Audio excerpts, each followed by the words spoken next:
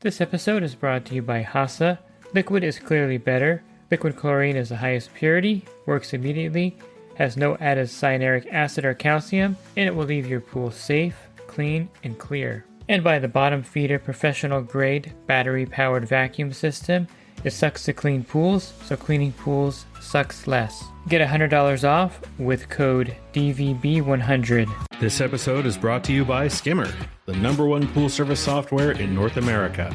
With Skimmer, you can streamline your schedule, grow your revenue, and keep your customers coming back with 5-star service. Whether you're a one-person operation or an established team, Skimmer is your partner in success. Visit getskimmer.com/poolguy to try Skimmer for free for 30 days.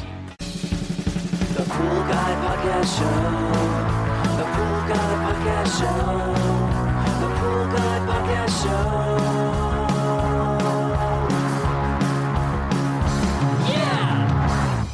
Hi, welcome to the Best of the Pool Guy Podcast Show. In this Best of the Bob Lowry, we're going to talk about the startup methods, some of the best startup methods and ways to make sure that the pool surface you start up is going to not have any problems or defects. And of course, Bob Lowry was the premier chemical expert in the pool industry, and he has a lot of insights about startups and pool startups. Are you a pool service pro looking to take your business to the next level? Join the Pool Guy Coaching Program. Get expert advice, business tips, exclusive content, and get direct support from me. I'm a 35-year veteran in the industry. Whether you're starting out or scaling up, I've got the tool. And that brings us to today's subject on pool startup issues. A lot of pool techs will be doing startups or be asked to do startups by the builder. Builders are pretty busy right now.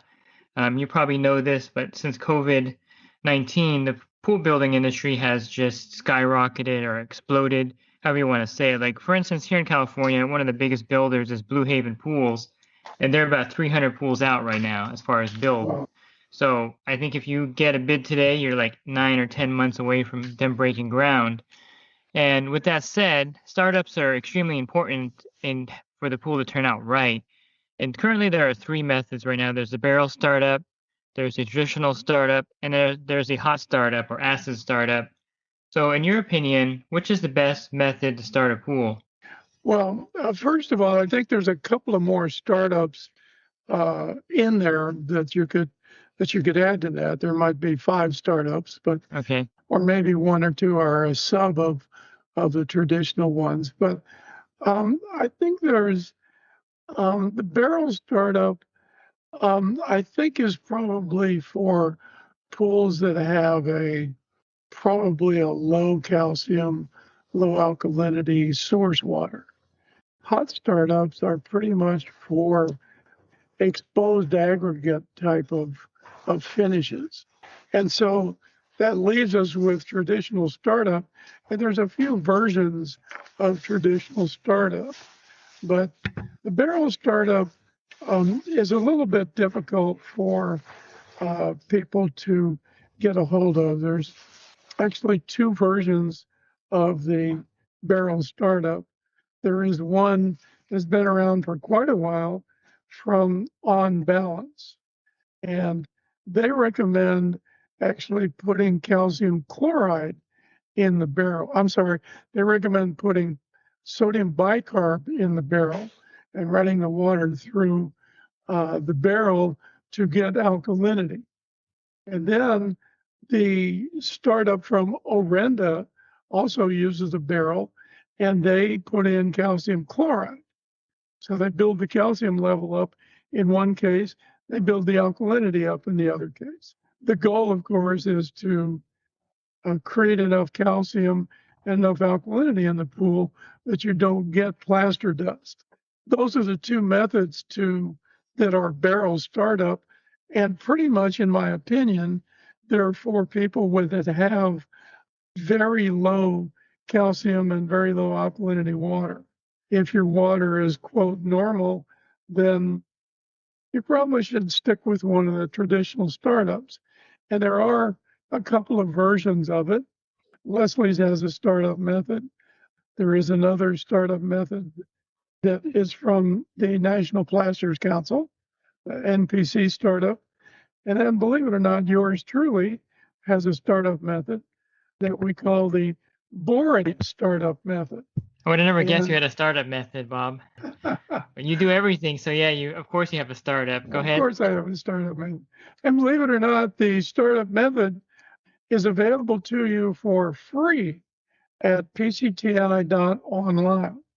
And then click on Tech Bulletins. And there is a 9-page startup that takes you through step by step what to do. Advantage is that it requires that you make a test every day on the water. And then based on those tests, it gives you a calculation to add each of the ingredients in each step so that you know exactly what to do. And when you're done, it gives you a written record of how the pool was started up. I developed that with the guy that at the time was the education chairman for the National Plasters Council. His name was Greg Garrett, and unfortunately, about a year and a half ago, he passed away. He and I worked on this startup method, and we put borate in on day one. There's a couple advantages to doing it, to adding the borate on day one. You can do the same startup without putting the borate in, and just skip that and go on with the rest of the startup, and it gives you a written record. Greg had asked me just before, not too long before he passed away, if I could make it into an app. And of course, yours truly has made 5 apps now. And so I made an app called the Borate Pool Startup. It's available for Apple and Android phones. It's $9.95, $9.99, and it's a one-time purchase. And it goes through the exact same steps that are in the printed version, except it stores everything on your phone. And then you can download it to your computer if you want, so that you have a digital record of exactly what you did day by day, what the test results were, and everything. It's a great way to have a permanent record. In any case, a traditional startup, the biggest thing there are 2 things to me that are super important. And the first one is to make a test on the incoming water. And you need to know what's in the incoming water, whether or not you got low calcium, low alkalinity, if it's normal, if you've got high copper or iron. And these are really important to know about, because if you have a high copper and high iron, you need to make a decision about what to do about the metals, because the amount of metal that is allowed in potable drinking water is in excess of what can cause a stain in a pool. So, and particularly with new plaster is very subject to being stained. We don't want to stain it. So if you have metals that together, copper and iron, total more than 0.4 parts per million, total between the 2 of them. If it's more than that, then you need to add a sequestering agent, or you need to use a metal removing product. And there are 2 types of metal removing products. One is a pre-filter that you hook up to the hose, and it removes all the metals. It doesn't remove everything, it just removes metals. In my opinion, the best way to deal with metal in the water is to get rid of it. You can use a pre-filter, and then the metal never gets in the pool. If, on the other hand, you get metal in the pool, you can use one of these devices that's either a bag or a little cage type thing that you put into the skimmer. These things take quite a while to remove the metal. And by quite a while, we're talking about maybe a week. And in the meantime, there's enough metal in the pool that it could cause some stains. You can use a sequestering agent, but please understand that a sequestering agent only surrounds the metal with a chemical that prevents the metal from attaching to anything that might cause a stain. the molecule, the chemical, is organic. And because it's organic, it degrades, it biodegrades and breaks down. And sunlight and chlorine make it break down. So if you put a sequestering agent in the water, the metal is still in the pool. And this is really important that you understand that, because eventually the sequestering agent will decompose. And when it does, the metal is free to cause a stain. So it's better to get the metal out of the pool. And you can use a sequestering agent along with the removal device that fits in the skimmer. So it does work in conjunction with that. So you can use it. But many startup guys, they're in a hurry. The last guy that's there fills the pool up, it gets filled, they dump a couple of bottles of sequestering agent in and think they're done. And that's just not the way to do it.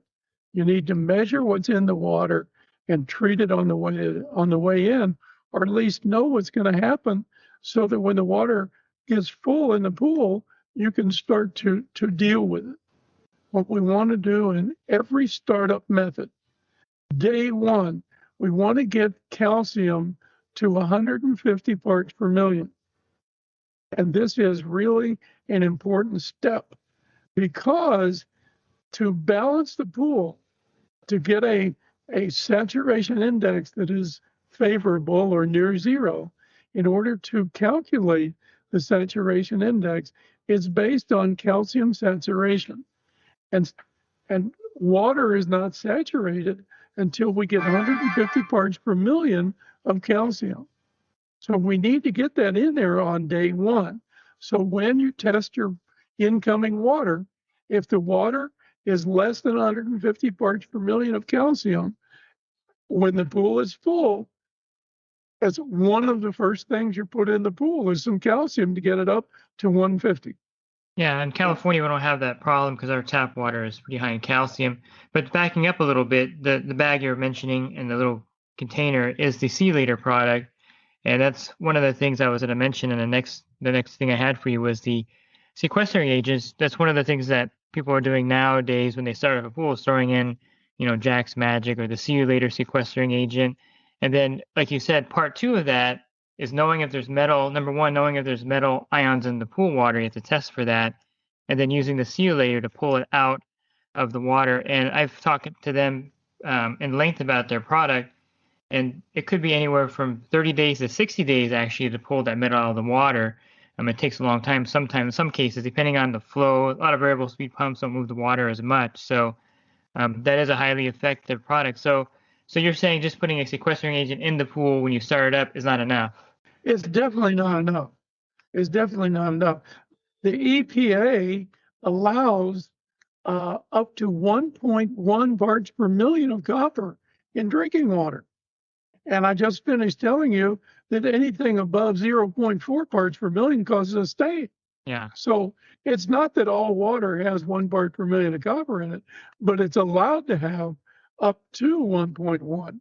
And so you could be getting almost 3 times the amount of copper that can cause a stain in your pool right out of the hose.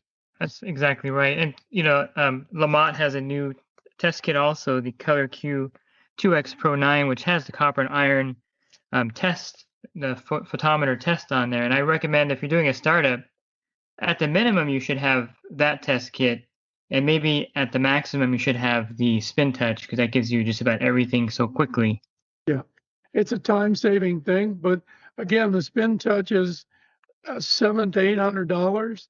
And then each of those discs is probably about $250 or $3. Yeah, so, it's pretty expensive. But for a startup, I think it's worth it, because you're charging for that anyway. So you're charging anywhere from $500 to $600 or $700 to start it up. So it pays for your app, of course, for $10, and it'll definitely pay for the spin touch disc. So it's not a big issue if you do a lot of them. If it were me, I think what I would do, there are 3 companies that I'm aware of that make a pre-filter. And the company that makes the See You Later, they make a single and a double filter.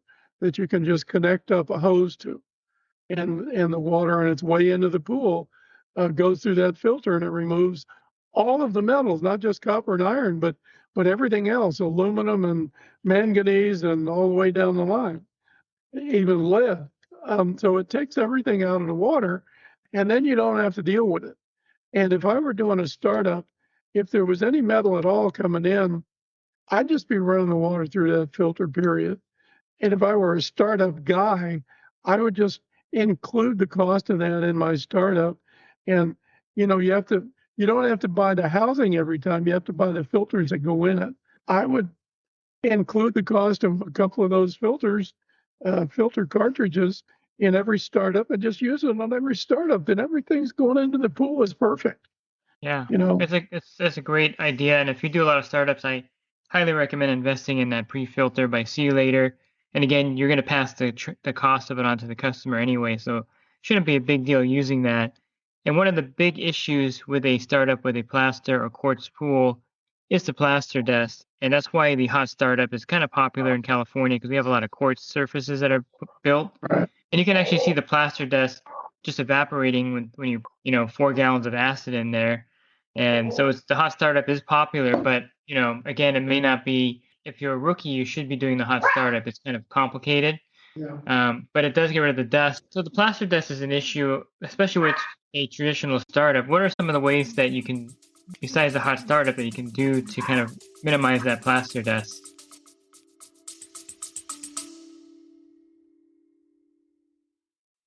And the Pool Guy Podcast Show has teamed up with UPA to bring you affordable, reliable liability insurance starting at just $64 a month. Get up to $2 million in coverage, and the members of my coaching group get an even lower rate. Protect your business and your peace of mind. Sign up with UPA today by clicking the link in the podcast description. Well, of course, hot startup refers to the fact that you're going to put a lot of acid in the pool. And some of the methods actually pull the pH down to about probably 4 or 4.5 in the pool. And the purpose of it, of course, is to dissolve part of the surface that they left on top of the aggregate. So they want to get rid of that by dissolving it. But plaster dust also dissolves when the pH is a little bit low. So if we can make the water a little corrosive, it will dissolve the plaster dust. And that's the idea, is that, first of all, if there's a lot of calcium already in the water, we don't get so much calcium dust. But lowering the pH or adding some acid also dissolves some of the calcium. So it keeps it as an ion. So it's probably better to do that. Keeping the pH on the low side prevents scale from forming, and therefore prevents the precipitation of calcium. What would be the lowest pH you would recommend in a startup, to reduce the plaster dust? Well, I probably wouldn't get much below 7. 7.2 maybe. 7 probably is the outside I would go. I wouldn't go below. And there's a lot of precautions when you have a new plaster surface. For instance, I've seen builders not put a towel around the hose before in the bottom of the pool, people vacuuming the pool too early. What are some of the cautions with a new plaster surface? Because I think plaster is still the number one surface type that people have installed in their backyards. Right. Well, we use plaster. I've been building pools for, 100 years or whatever. And if there was a perfect surface, we'd probably all be using it. And the fact of the matter is, plaster is probably the best surface that we've been able to figure out. There is aggregate and quartz, and maybe quartz is perhaps the best right now, but not everybody can afford a quartz pool. But at any rate, we keep trying to make it better, but plaster seems to be a pretty good thing. But some of the things you want to be very careful about doing is, as the pool is filling, you want to make sure that hose does not have any metal or anything on the end of it, or even any rubber that's got any sharp edges or anything, because the hose can, quite frankly, move around. As the hose is whipping around in the pool, it's making a streak in that plaster. The plaster is real susceptible to practically anything, at least for a few days till it starts to hydrate and cure. We don't want to get any wheels on it. We have a lot of people. The homeowner goes, "Oh, I didn't want to leave the water on overnight. I was afraid it might overfill the pool." Oh, yeah, it's going to take you 24 to 48 hours to fill the pool. And even if it did overfill, it's not going to overfill by that much. You're not wasting water. So it's important, because if you stop the fill and then turn it back on in 8 hours or whatever, you're going to have a line in the pool where you're stopped, and it's permanent. It's not something that can be removed. It's there forever. Mm-hmm. So you cannot stop a pool once it starts to be filled up. You cannot do that. You can't use anything with wheels on it for at least, I don't know, at least 2 weeks, maybe a month. That kind of depends, but you can't use anything with wheels on it. So you can't put a robotic cleaner in there. You can't use a vacuum with wheels on it. You can't do any of that stuff for about a month. Anything that you do like that is going to mess up the surface. Yeah, and I've seen like dogs step into like a little beach entry and they leave their footprints there forever, and people too. Yeah, and they're anxious to get into it, and that's the worst part. When somebody spends $100,000 on a pool, it gets filled up. Then somebody starts clearing the water, and it looks so good they want to dive in, and it's not ready yet. They got to wait a few days, and they don't want to do it. So last thing is one thing I get a lot of is customers. The builder will build the pool, and this is very common here in California and all across the country too. They'll build the pool. They'll just basically start the hose, fill it up, and then they'll walk away, and the customer just has the pool filling with water. Yeah. And then a week later, I get an email saying, "Hey, the builder built the pool. They filled it, and now everything's all messed up because there was no startup. What can I do to correct it?" And after the fact, is there anything you can do to fix plaster dust or problems with the surface, things like that, without a proper startup? There's so many things that can go wrong if you don't do a startup and at least start paying attention to typical water conditions. But there's not too much you can do about reversing it. Of course, you can, if you have still some plaster dust, you can add, you can acidify the pool a little bit and dissolve some of that stuff back in. Actually, plaster dust, if you can see it, it can be filtered. But many pools today are being built with a sand filter, and a sand filter is not a very good filter for filtering out plaster dust. Cartridges are, and D for sure is, but it may be that you can use a clarifier, not the alum type that flocks, but the other type that's an organic polymer. It can help to remove some of the plaster dust. You really want to get the pool balanced as quick as you can balance it, and get to the typical normal levels. I know that many stores use ranges for pH and alkalinity and so on. And some years ago, I created a method of targets that just has a single number. And it seems like people are using a single number helps them understand what's wrong with their water much easier, because they're either on target or they're off, and it doesn't give them a broad range. And so I would rather use targets, but get the pool into the recommended ranges as quick as you can. And if there's anything in there that's a potential stain causer, you have to do something with that. Even if it's after the fact, get a complete water test. Find out if you've got any metals in there. Find out if you've got low calcium or high calcium, and deal with that right away. So those are things you have to deal with right away. You can start, if it's been 2 weeks, you can probably start to do some vacuuming and maybe put a robotic cleaner in and start getting some of the stuff out of there. If there's any stains, you may want to use some Jack's Magic or some of the products from Natural Chemistry. They have some good stain removal products, and get those stains off of there as soon as you can. Also, the See You Later, believe it or not, you get a stain because metals have reached their saturation point in the water. And if you remove some of the metal from the water, there's more room in the water to hold more metal. And so by removing some metal from the water, you can actually remove a stain from the wall because the stain can redissolve back into the water.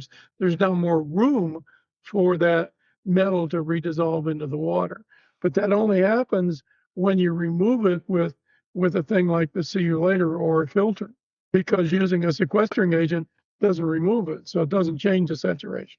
Yeah, well, one product that I like to use for plaster dust is the Easy Care Butec. I don't know if you've used that product or heard of it, but it gets behind the scale and kind of lifts it off, and it seems to be really effective.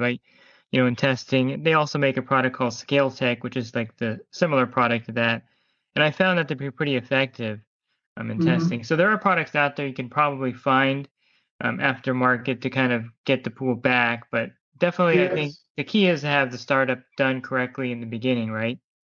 As a homeowner, if the builder walks away from the pool, I would have to say, please go spend the money, call somebody that's a professional and get the pool started up correctly.